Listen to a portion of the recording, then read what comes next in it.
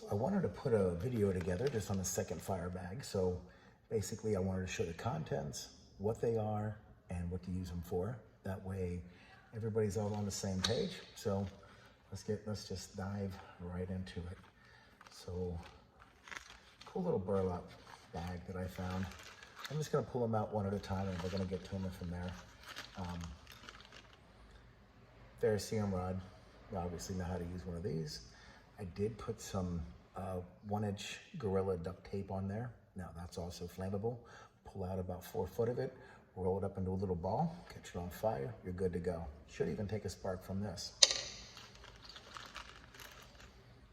Piece of fat wood.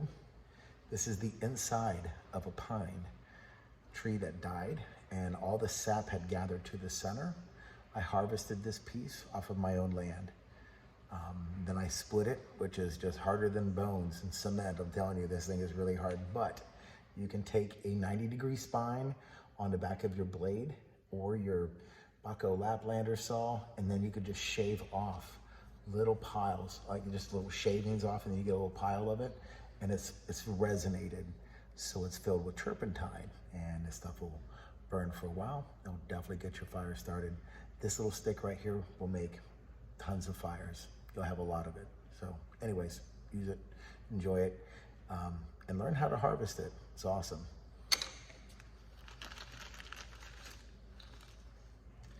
So in this particular kit is a way for magnification to start a fire by a renewable source of the sun. Very important. Why use your resources if you got something renewable? If it's a sunny day, totally take advantage of that, make that happen. Put about a 3 foot by whatever the length of the roll is, the width of the roll, piece of aluminum foil, fold it up. It's great when you've got wet ground and you want to cover it. And it's also great for carrying fire with. It's great to collect your shavings on from the fat wood. When you're making shavings, you want to collect those. This is great. There's like 101 uses for this, and this is why it should be in everybody's firebox or bag, whatever the case may be. Now this, you see this, all right? This is just this broken down into what I like to call matches. So one of these, just touch it with a little bit of fire, it'll burn. It'll burn like long and strong, and it'll get even the most marginal wet tinder going, or firewood going. So it's definitely awesome. It does burn black, leaves a lot of soot, so you're not cooking on this.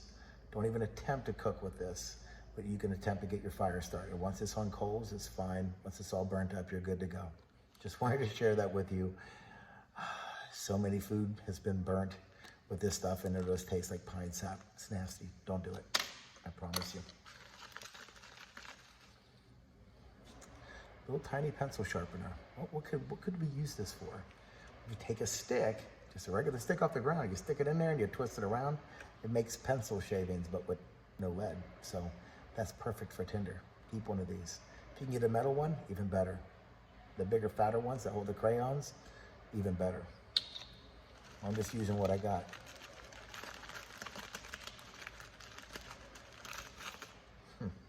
I just made these today. I just finished making these. I'm gonna open them up. So the School of Pathfinders makes their own version of this, and then they sell it online. And with a little bit of know-how, you can make your own. I'm not saying to discourage you not to buy the Surefires or whatever they're called over there at Pathfinders, but I'm using the same concept. So basically what this is just an accelerant dipped in, it's a cotton round dipped in accelerant, right? And then coated with paraffin wax. And then once it's coated in paraffin wax, I can just break this thing up, right? Pull a little bit of this cotton off of there, bam, hit it with the spark, boom, and this thing's gonna burn for like 30 minutes, solid. I don't even need the whole thing. In fact, you just break off pieces of it, right? And it's ready to rock and roll. You don't have to use it. I can cut this in a quarter and use just a quarter of it to get fire started. Trust me, you don't need much. But I mean, look, if it's your first fire, go ahead and use the whole round. Enjoy, man. You know what I'm saying? They make more. You can learn to make these things yourselves. And that's the key. being self-reliant, bushcrafting means finding a way to make your own. And sometimes it's not that good. Sometimes the store stuff is better. But you practice your skill and you hone it and you get it working so that it becomes good, and then it becomes better, and then it becomes banging, and it's awesome, and then everybody wants your stuff, so you make some for your friends, and your friends went camping, you're like, whoa, dude, that was awesome, fire starter, bro, I appreciate it, and where can I get some more? And that's when you teach them how to make their own. Don't just hand them more, teach them how to make it, pass on the skill. It's knowledge. Knowledge is power when you apply it properly. People like to say knowledge is power, but it's not. You have to apply the knowledge for it to be powerful. Otherwise, it's just book smarts. Who needs that? Next, moving on. I also have a way to make fire. Now, before I lock this up in my bag, I'm gonna wrap a little bit of just a little cordage around there, rubber band or something like that, so it doesn't depress, accidentally spilling out the gas. It's gray in color. I was kind of hoping for something brighter. So I took some 3M reflective tape and I stuck it on here, because if you drop this in the woods, you want to find this. And this 3M reflective tape will reflect even the light, the smallest amount of light. You'll see it in the dark, I promise. Super promise, pinky swear.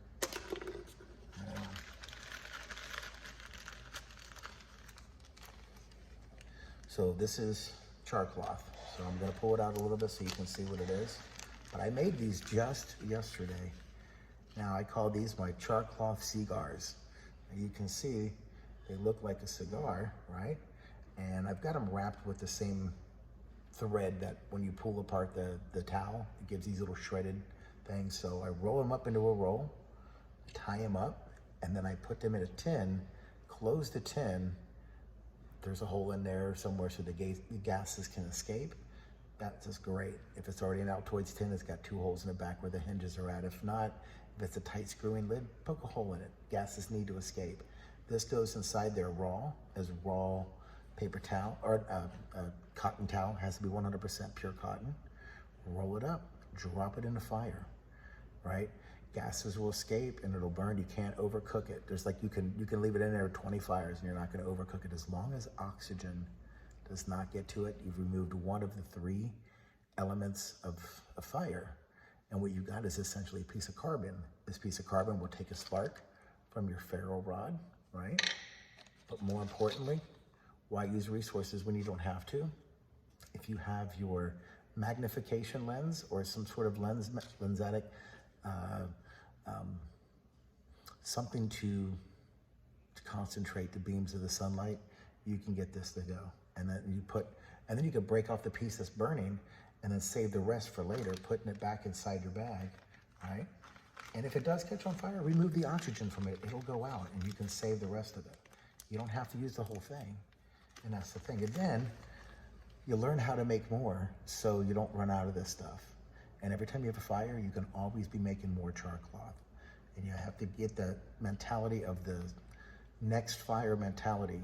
Once you have that and you have next fire mentality, then you're always thinking of ways of how can I harvest stuff from my very next fire? How do I get my next fire to be easy? So that's Charcloth.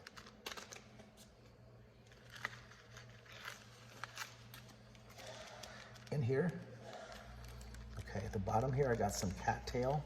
This is about the amount of what's in one cattail, maybe a small one. And I defluffed it and it's inside this bag. But there's also this thing right here. What is that?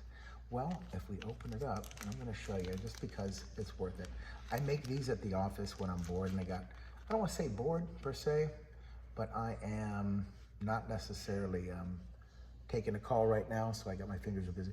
I don't wanna unravel it because I have it in there tight, but inside here is jute twine that I separated and shredded into what I like to call doll hairs. And then I rolled it up into a little cigar shape, bam, wrapped the toilet paper around it. I can unravel this and have 2 bird's nests that will take the ember from my Charcloth, and I'll have my little bird's nest and I'll drop that little ember in there and I can blow it into flame, bam. And that's how you put that into underneath your sticks, and then you get your sticks on top of that, and then your sticks get on fire. And that's the whole point, right?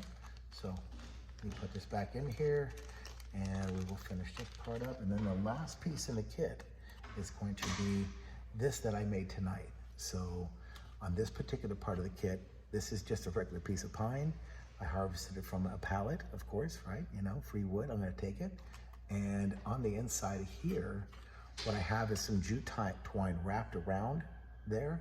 And then I dipped that in some paraffin wax.